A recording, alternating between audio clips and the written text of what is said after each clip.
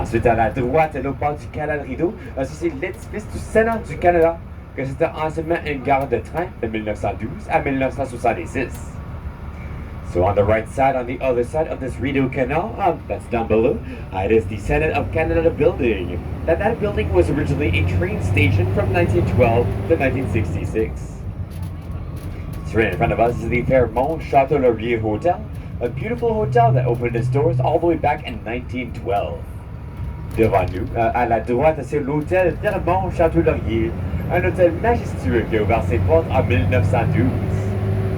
Et bientôt, vous allez voir à la droite une série de 3 édifices à la colline parlementaire, que ça a beaucoup de constructions en train de prendre place.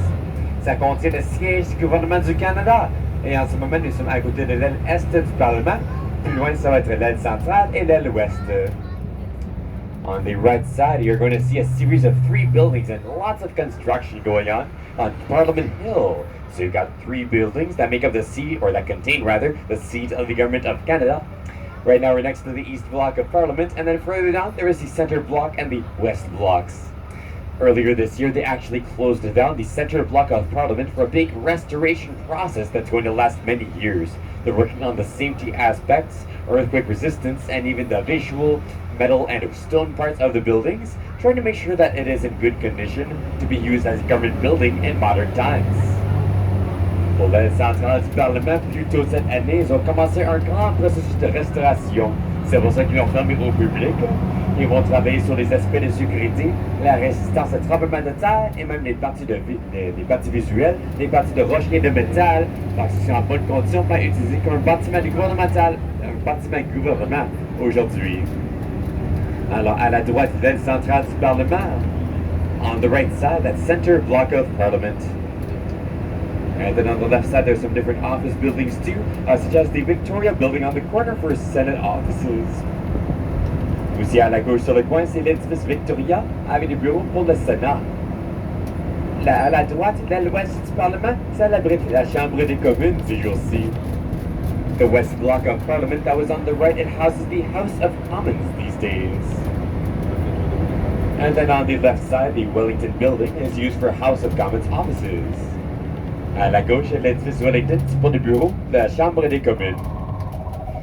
Up ahead of us, on the left corner with the glass towers, is the Bank of Canada, responsible for Canada's interest rates and monetary policies. It's easy to visit the Bank of Canada Museum, but it's not as easy to visit the vaults of the Bank of Canada, somewhere underneath the roads. Devant nous, le coin de gauche avec les grandes tours en vitre, c'est la Banque du Canada, responsable pour les taux d'intérêt et les politiques monétaires canadiennes. C'est facile de visiter le musée de la Banque du Canada sur le coin, mais c'est plus difficile à visiter les coffres forts de la Banque du Canada qui se trouvent quelque part sous les rues.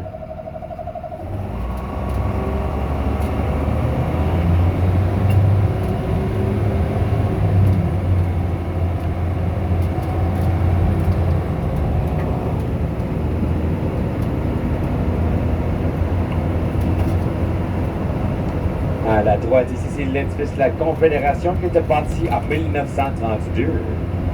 Next to us on the right is the Confederation building that was built in 1932. Then among the trees on the right is the Supreme Court of Canada, the highest court of appeals since 1949. La grande édifice à la droite parmi les arbres, c'est la Cour suprême du Canada, la plus haute cour d'appel dans ce pays depuis 1949.